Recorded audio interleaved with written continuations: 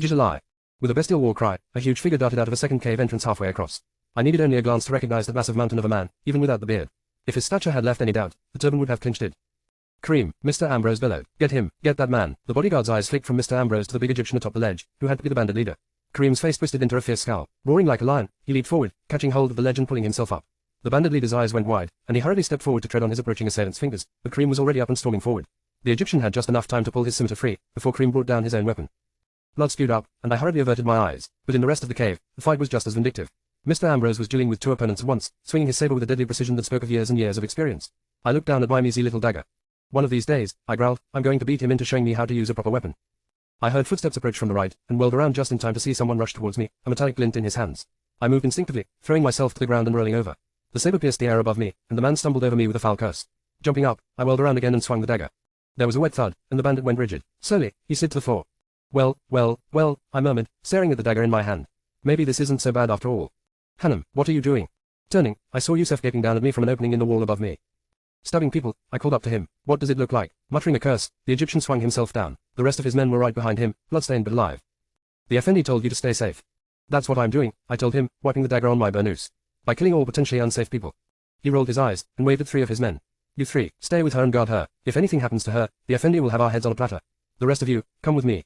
With that, he dashed off into the fray. If anything happens to her, the Effendi will have our heads, I mimicked, scowling after him. As if Mr. Ambrose cared one bit what happened to me. He was a cold, hard, feelingless, arrogant, infuriating. Well, it didn't really make much sense to finish the sentence. The list of bad adjectives would take up 3 good-sized pages.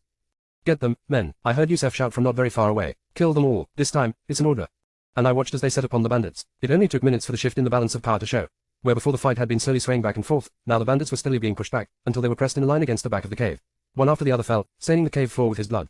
No quarter was being given, and none was full enough to ask. The bandits knew they had killed every single member of the caravans that had come through the desert. They knew what to expect in return. It was a bloody business, and strangely, brutally beautiful. In another age, another place, this is what justice would have looked like. Today, it was revenge, pure, simple and unapologetic. Finally, the last bandit dropped to the ground, dead.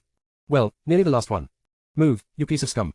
Holding the man's neck with one huge, muscled paw, Cream shoved the disarmed, battered and bleeding bandit leader down off the ledge. A fist in the back sent him stumbling forward towards Mr. Ambrose, who stood, not even breathing hard, gazing down at the body of the last man he had killed as if he were looking at a rotting cockroach. On your knees, worm. Giving the bandit leader another shove, Cream forced him down on his knees in front of Mr. Ambrose and placed his saber at the last surviving bandit's neck. One wrong move, scum, and you're dead. Your threats are meaningless, growled the prisoner. You will kill me anyway. True. Bending forward, Cream hissed into his ear, but if you're not careful, I might just take my time and make your final moments very special. His scimitar grazed the man's throat, drawing blood. Mr. Ambrose was still looking at the dead man at his feet. Slowly, he bent and gripped the corpse's burnous. A quick flash of steel, and part of the burnous was in his hand, cut clean off. He used it to methodically wipe the blood off his saber. Only when the weapon was pristinely clean did he turn towards the man Kareem had in custody. Your name is Radi. The man spat on the ground at Mr. Ambrose's feet. Mr. Ambrose didn't even blink. He motioned to Kareem, who grabbed the man's arms and twisted. A scream echoed through the cave. When it had subsided, Mr. Ambrose repeated, his voice still as cold as ice. Your name is Radi. Yes, it is. Curse you. You are the leader of the men who have been attacking caravans. Yes. And on whose orders did you do this? The bandit laughed. It wasn't a humor-filled laugh. Him, what makes you think an old desert dog like me would know the name of a man like that? Then what does he look like? Tall, blonde, a nose like hawk's beak and eyes that can burn your soul away. He laughed again. By all means, go after him. You haven't seen what he's capable of. He'll cut you down like a thin little reed. You have no idea who you're dealing with. On the contrary, Mr. Ambrose cocked his head. I know him better than anyone alive. Is that so? Oh yes, Mr. Ambrose nodded. And you are going to take a message for me. A message to my old friend, to your employer. Impossible hope flickered in the man's eyes. You're going to send me to him. You're going to let me live. No, with a movement so quick I almost missed it, Mr. Ambrose raised his saber, and let it swing down again. There was a thud, as metal met flesh, and another, softer, one, as the bandit leader's severed head fell to the ground. Not even glancing at the corpse sprawled on the cave floor, Mr. Ambrose wiped his blade again. Leaving you alive would send quite the wrong message. Dead you'll do fine. For a moment, everything in the cave was still and silent as a grave. Even the blood seemed to stop dripping for a moment. I looked around. Men were staring at Mr. Ambrose, the expressions on their faces inscrutable. I guess even if you were a mercenary, or whatever most of these men called their profession, you didn't see someone decapitated in cold blood every day. Some part of me wondered whether I shouldn't feel horrified. After all, the man had been defenseless, but then, so had the hundreds of caravan merchants he had killed. Putting away my dagger, I stepped forward and marched over to Mr. Ambrose. Without asking, I slid my hand into his, the one that was still holding the saber, and squeezed. He glanced down at me, coolly. Why are you applying pressure to my fingers? It's a thing some people like to do. It's called comforting. His fingers opened slightly, letting me in, and squeezing back. Then, seeming to realize what he was doing, he hurriedly let go. Well, cease it immediately, he ordered. It is a waste of valuable time. I couldn't help smiling, just a little. In that very moment, a shrill whistle sounded through the cave. Everybody whirled around, bringing up their rifles to where the sound had come from. Stop, Yusef shouted. Stop, it's one of my men. And indeed, up in the high tunnel entrance from which Yusef's troops had come, I could see an anxious face, clearly not an enemy. I posted him up there to warn us if any more bandits came down the tunnel, Yusef explained. We didn't know if any of them might still have been outside somewhere. A reasonable idea. Mr. Ambrose nodded, then gestured at the lookout. And, what did you see? Report. Men, Effendi. A lot of armed men. Bandits. I don't think so, Effendi. They're wearing uniforms in red, blue and white. Red, that had to be the English. I knew that French uniforms contained a lot of blue, and the white had to be the Egyptians. They'd know how to dress sensibly for the desert. Can we get out back through the gorge without them seeing us? Mr. Ambrose demanded. No, Effendi. They're already in the gorge and marching towards the valley outside the cave. The man hesitated, but there's another tunnel forking off from this one. It's very narrow, but big enough for a man to crawl through, and I see light at the end. I think it comes out at the back of the mountain. Another way out. I frowned, disbelieving. Why didn't the bandits use it, then? If it's as narrow as he says, they would have had to leave their plunder and supplies behind. Mr. Ambrose dismissed my objection. No sane man would put his life above his money. I exchanged a look with Yusef. Mr. Ambrose and we probably had different views of what a sane man was. But who knew, perhaps the bandit leader had shared his opinion. Kareem, get up there. Without hesitation, the Mohammedan followed Mr. Ambrose's command. Leaning down out of the hole, the man up in the tunnel grabbed him by the hands and pulled. With some effort, he managed to pull the bodyguard's huge form up far enough for him to grab the edge and pull himself up the rest of the way. The two of them up there were not able to fit side by side into the tunnel at the same time, so the lookout scrambled back into the passage. Go down the tunnel, Mr. Ambrose ordered Kareem. When you've gone through with no problem, we'll know it's large enough for the rest of us. Give us a signal, and we'll know it's safe to follow. Kareem did his best to bow without ramming his head against the floor in the narrow space. As you command, Sahib. Minutes of tense silence followed. When Kareem's shout of, follow, finally came, we breathed out a collective sigh of relief. All of us except Mr. Ambrose, of course. He would never waste breath in such a pointless manner. Move. He gestured to the men to start climbing up. They rushed past him, one after the other being pulled up to the hole. Not one was tall enough to reach it by himself. When Yusef was about to go past, he stopped in his tracks. What about you, Effendi? You should go before me. On the contrary, I am in charge. I should go last. But Effendi. That is an order, Yusef. Move, I said. Reluctantly, Yusef let himself be pulled up into the tunnel. We had about half the men safely on their way, when I thought I heard something. Stop. I raised my hand. Everyone froze. In case you have forgotten, Mr. Ambrose told me with a cold glare, I'm the one in charge here. Move, men. Just stop and listen for a moment. Do you hear that? We all listened, and then we heard it, the thud, thud, thud of marching feet, coming down the big tunnel. As I said, Mr. Ambrose repeated, his voice even colder and harder. Move, now. Everyone started running. Men almost ripped their arms out of their sockets trying to lift the ones behind them up as fast as possible. More and more men scrambled up the wall towards freedom, and all the while, the sound of marching feet came closer and closer. Finally, there were only 2 people down there. You first, Mr. Ambrose told me in a voice that brooked no argument.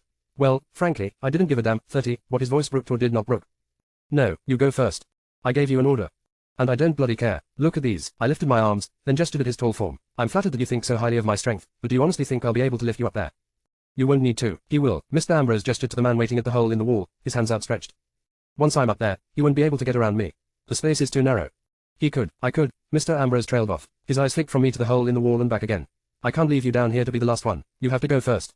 Why? Because I'm a girl. I put my fists on my hips. This isn't the right time to be a chauvinist. Get your stony butt up there right now. Watch your language. And you stop wasting time.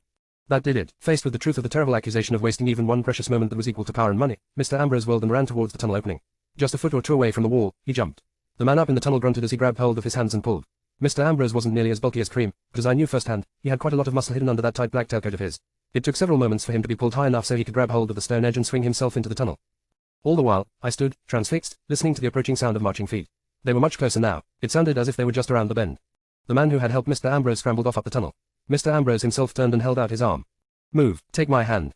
I was already running, when suddenly, there was a burst of sound behind me, the stomping of feet, the scrape of metal on metal, the squeak of hard leather. The soldiers had entered the cave. Hey, you there, I heard a shout from behind me. You there, in the burnous. Stop. I didn't stop. I sped up, focusing all my energy on reaching Mr. Ambrose's outstretched hand. Just a few more seconds, I prayed. A few more seconds, that's all. Stop or we'll shoot. I froze. Put your hands over your head and turn around. Slowly, I lifted my hands until they rested on top of my head. Looking up at Mr. Ambrose, I hissed, go. They might not have seen you yet. He said nothing, but his hard, hungry gaze yelled no for him so loud it almost hurt my ears. Go. If they catch you, they'll kill you. I'll be all right. I swallowed back bile before saying it out loud. I'm a lady. They won't harm a lady. Turn around, I said, bellowed the voice behind me, much closer now. I threw one last, desperate, pleading look at Mr. Ambrose. Please, leave, for me. Then, without waiting to see what he would do, I turned to face the British Army officer who was pointing his gun at me. He was a young man, tall and muscular, with shoulder-long mahogany hair and a roguish speck of a beard on his chin. Besides being quite handsome, he also happened to be quite familiar. I smiled, and curtsied as best I could while dressed in a burnous and holding my hands over my head. Hello, Captain Carter, so nice to see you again. His mouth fell open, taking that as a sign that he wasn't going to shoot me on the spot. I lowered my hands, surveying the ranks of troops flooding into the cave behind Captain Carter. Then my gaze dropped, sweeping around the empty cave, strewn with wreckage, broken blades, and hundreds of dead, blood-soaked bodies. I cleared my throat. I think I might have lost my way a bit again. Tell me, do you by any chance know how to get to my hotel from here? Communication problems. Captain Carter was a real gentleman. Yes, a real, true-born English gentleman. And I don't just mean that he helped me into the saddle of his own camel when we left the cave, or that he gave me a drink from his water bottle. No, those were just trivialities. A girl can only tell that a man is a real gentleman if he does something very special for her, such as not ask her how she happened to get lost several hundred miles away from her hotel in the middle of a desert cave full of bloody, mutilated corpses. Now, that's what I call a real gentleman. I could tell from the way they screamed at Captain Carter that the captains of the French and Egyptian detachments would have been only too happy to question me on the subject, and maybe encourage me a little if I didn't answer right away. But Captain Carter barked a few clipped words at them in French and Arabic, and they went away, grumbling. I was burning to know what had happened to Mr. Ambrose and the others. But I kept my mouth shut. Captain Carter might, for some unfathomable reason, want to protect me, but I very much doubted he would extend the same courtesy to Mr. Ambrose and a few hundred mercenaries. So I mounted Captain Carter's camel and let myself be led back towards Alexandria like a good little girl, all the while nearly bursting with the need to run and find him. Finally, weeks after we had set out from the mountain cave on the Sinai Peninsula, we saw the houses of Alexandria rising out of the mist. "What are you going to do now, Miss Linton?" Captain Carter asked from beside me. He had been marching beside my mount nearly all the way, repeatedly gazing up at me with a mixture of puzzlement and fascination. "Continue your, holiday." One of his eyebrows went up, silently adding, "and maybe finding a few more blood-spattered caves to get lost in." No, I shook my head and gave him a demure smile. "I think I have been lazing about long enough. Time to end the holiday and get back home. I will be leaving on the next ship. If he is still here, if he waited for me." In all probability, he and his ship had left long ago. Knowledge is power, is time is money, after all. The marriage sham was over, and he no longer needed to pretend. He wouldn't waste any time for me. "And your grandmother?" It took me a moment to understand what the captain was talking about. Then, I remembered the little deaf old lady and the web of lies I had come up with. Well, she will be coming home with me, of course." He frowned. "Nobody else?" "No." His gaze grew more intense, and he took an abrupt step forward. "What, the two of you don't seriously intend to travel all the way back home to London alone, do you?" "No, I was actually thinking of traveling in the company of a ruthless financier and 300 board cutthroats." I raised my chin. "Yes, of course we do. Miss Linton, please, I know your independent views, but I can't let you do this. Two women traveling alone on a ship, one of them an old lady who can't hear and is hardly able to stand. You don't even know whether you can trust the captain, and even if he is an honorable man, anyone else could take advantage of you easily." I opened my mouth to protest, but, in a totally unexpected gesture, he reached up and cupped my face in his hands. I was so taken aback, my mouth remained open, unprotesting. His hands on my face felt so soft, so strong, and as he looked at me, his warm eyes shone like polished mahogany. "No sense in arguing, Miss Linton. You are coming back with me." "With you?" "Certainly." His grip tightened, tenderly. "Since the bandits are dead," he sent me a searching gaze, which I chose to completely ignore. "My mission here is complete. I'll be returning to England in any case. There's a Royal Navy vessel, the HMS Morning Star, anchored at Alexandria, and there's more than enough room on board for you and your grandmother." What could I say? "I'm sorry, but I can't, because that old lady isn't really my grandmother, and besides, I'm not really here with her but with a man who is pretending to be my husband but really is my lecherous, miserly employer, and he is going to go all frosty on me if I don't get back to him presto." Yes, that would probably go over really well. So I said nothing. Captain Carter dragged me to the hotel where the old lady was staying, and with the authority born of years of military command, simply packed her up and loaded her on his ship. The old girl's only comment to having her vacation abruptly cut short was, "What? What did you say, dearie?" Apparently, her hearing hadn't improved since we last met. It was the evening of the same day we had arrived at Alexandria. The HMS Morning Star was preparing to cast off. I had taken a last walk around the harbour, in the hope of seeing a certain familiar ship somewhere, but to no avail. I was just about to step aboard the Royal Navy vessel, when I saw something that froze me in place. There he was. His ship was nowhere in sight, but he stood not 10 yards away at the edge of the wharf, Mr. Rickard Ambrose, his black tailcoat fluttering around him like torn bat's wings. He looked just the same as ever, hard, distant, towering in his cold splendor over all passers-by like the Colossus of Rhodes over ordinary humans. Our eyes met. Neither of us moved. Neither of us said a word. We just stood there and stared into each other's eyes. Could it be that just a short while ago, I went around pretending that this perfect, godlike granite statue was my husband? That I, Lily Linton, convicted feminist, had actually come dangerously close to showing emotion for one of the most detestably chauvinistic members of the male species. I suppose there were unlikelier things in the world, but, offhand, I couldn't think of one. Still, for some reason, it had happened, and, for some reason, I couldn't stop looking now. And neither could he. "Why don't you go to him, you dolt? Why just stand here like an idiot?" "Yes, why not? I could go to him. I could." "Miss Linton." The voice from beside me made me jump. I hadn't noticed the sailor's approach. He saluted, and gestured to HMS Morning Star. "We're ready to set sail, miss. Would you please come aboard?" Licking my lips uncertainly, I glanced again in the direction where I had seen him. But Mr. Ambrose was gone, vanished into thin air. Maybe he had never been there at all, and I had simply been dreaming. "Miss, please." The sailor gestured again. "All right, I'm coming."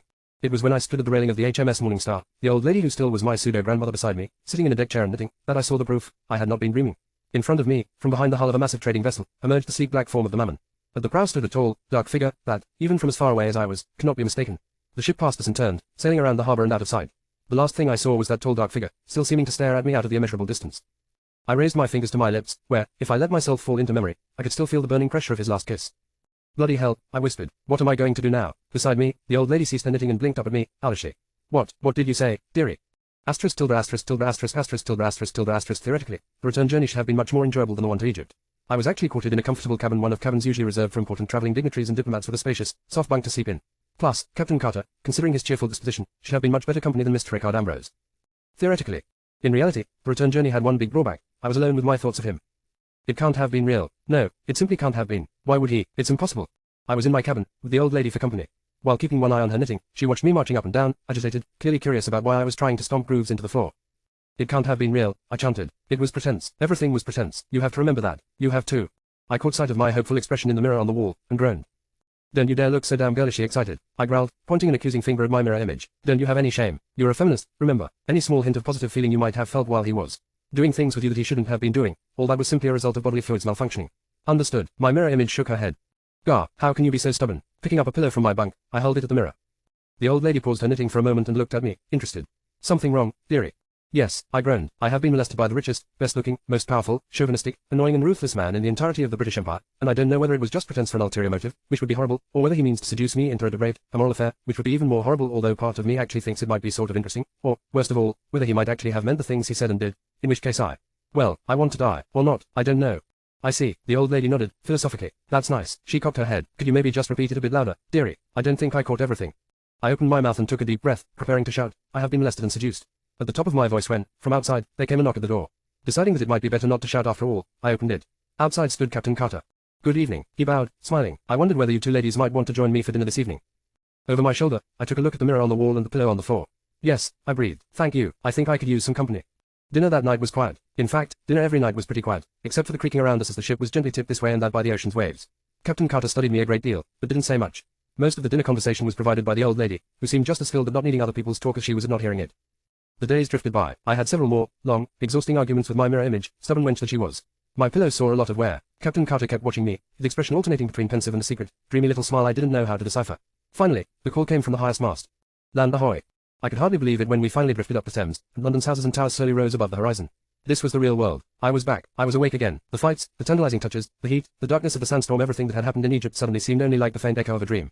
Almost involuntarily, my hand rose to touch my lips. Well, maybe not everything. Only a few minutes later, it seemed, the gangplank thudded onto the wharf. Captain Carter escorted my grandmother and me off the ship. Once on solid ground, he stopped and smiled down at me, this faint, dreamy, rather intense smile I didn't know how to read. Well, goodbye, Miss Linton. As always, it has been very interesting meeting you. I hope our paths will cross again, soon. I smiled back at him. It seemed the right thing to do. Besides, smiling at Captain Carter was easy. He didn't have an invisible sign taped to his forehead saying, smiling forbidden. Like some people I could mention. So do I, Captain. Will you find your way home from here safely? Yes, thank you for all your help. It was my pleasure. Until we meet again, Miss Linton. He leaned forward to bow, or at least that was what I thought. But instead, he took my hand and pressed a gentle but firm kiss on its back. I stared at him, flabbergasted. Smiling, he nodded one last time, then turned and left. I stared after him in silent amazement until he had climbed into a waiting coach and vanished around a corner. Then I shook off my paralysis. Mental, I muttered, wiping my hand on my skirt. Completely mental. Taking a deep breath, I banished all thoughts of Captain Carter from my mind, and the tingling echoes of his kiss from my hand. Come on, grandmother, I told the old lady on the wharf beside me. It's just you and me now. Let's get you home, wherever that is. The old lady bent towards me, cupping a hand behind her ear. Sorry, dearie, could you say that again? Asterisk tilde asterisk tilde asterisk asterisk tilde asterisk tilde asterisk. It took me some time to extract her home address from the old lady and drop her off at her quite surprised relative's house. Having thus successfully rid myself of one pseudo-grandmother, I turned my steps towards home. Before I even knocked at the front door, it flew open and Ella came rushing towards me. A moment later, her arms were around me, crushing me with a force I wouldn't have thought my wisp of a little sister capable of. I missed you so much, Lil. I've noticed, I wheezed. Can you let go now? Sorry, blushing, she eased her grip a little. So, how was grandmother? Fine, a bit hard of hearing, these days, but there's plenty of life in the old bone yet. That moment, my aunt stepped out of the door to see what the commotion was about. The moment she caught sight of me, her eyes narrowed. Oh, it's you, and, did you meet any eligible bachelors while you were at your grandmother's? I shook my head, grinning. No, there was this one man I spent rather a lot of time with, but he was already married to a very stubborn and possessive young lady. Harumphing, my aunt turned on the spot and marched back into the house again. I'm so glad you're back, Ella repeated. The welcome from the rest of the household was about as expected. Gertrude gave me a simple but sincere hug. Lisbeth smiled non-committally and said hello. Anne and Maria lost no time in pointing out how dreadfully tanned and ugly I had gotten while being away. Leafield, our faithful aged butler, bowed so deeply he almost toppled over. My uncle kept his study door closed in a slightly more welcoming manner than usual. It was all a sort of blur to me. Yes, I was glad to be home, but what about him? Don't think about him. Don't think about him. You're a feminist. Thinking about men is out of the question except if you're thinking about grinding them into tiny little pieces. Well, grinding sounded sort of nice. Not that kind of grinding. Stop this at once. But I couldn't stop. I couldn't keep the same questions from forcing themselves into my mind over and over again. What is he thinking right now? What will he say when you arrive for work tomorrow? More importantly, what will he do? Lily. I was ripped from my thoughts by the door to my room bursting open and Patsy, Flora and Eve storming in. They bore the expressions of fierce Amazons on the hunt for gossip. You are back. So, what have you been up to while you were away? Cautiously, I licked my lips, while trying to think of a way to describe to my friends what had happened in Egypt. They waited, their faces eager. I did, I went to bed that night, after some very inventive lie-telling, my head still filled with the same thoughts. What will he say? What will he do? I watched the handle on the bedside clock move from 10 p.m. to 11 p.m. It didn't seem inclined to answer my silent question. Bloody hell, what will he say? What will he do? 11:30, still no answer. It took me rather long to fall asleep that night. When I finally dozed off, I dreamt of the Sphinx chasing me through the desert, trying to kiss me. Apart from the fact that its nose was missing, the lecherous stone beast looked suspiciously like Mr. Rickard Ambrose. Ambrose. I woke up in the morning and thought, oh God, it is Monday. It was sort of a déjà vu, exactly like the first time I'd had to go to work. But in a way, it was even worse now, because this time I had to deal with certain things. My lips tingled, and I clamped my hand over them, trying to rub the traitorous sensation away. Bloody hell, stuff like this shouldn't happen without my express permission. As fast as I could, I jumped out of bed and started dressing. Keep busy, I told myself. Keep very, very busy, then you won't have to think about what you're about to do. About what is going to happen. In quick succession, I threw on my petticoats, a corset and a dress. It was agonizing, knowing I would have to take all this stuff off again in a minute anyway, when I changed into my male work clothes in the garden shed. No matter, just keep busy, and don't think. With flying fingers, I laced up the front of my dress, took a deep breath, and then made the mistake of looking in the mirror to check my appearance. I caught sight of my half-terrified, half-hopeful, half-angry expression. Can something have three halves, or is that impossible? Oh, to hell with mathematics. I could read the questions in my reflection's eyes as clearly as if they were printed on the mirror's surface. What will he say? What will he do? Don't think, damn you. Keep busy. Whirling around, I marched to the window, threw it open and climbed down the ladder I had placed there last night before going to bed. I guess I could have gone out through the front door, but today I wasn't in the mood to waste any time. I was heading straight towards what I was both anticipating and dreading more than anything else in the world. Putting it off would make it worse. 2 minutes in the garden shed, and I emerged in my work clothes, out onto the street. Hailing a cab, I swung myself up inside and sank into the upholstery. Where to, Gov? The cabbie called. Empire House.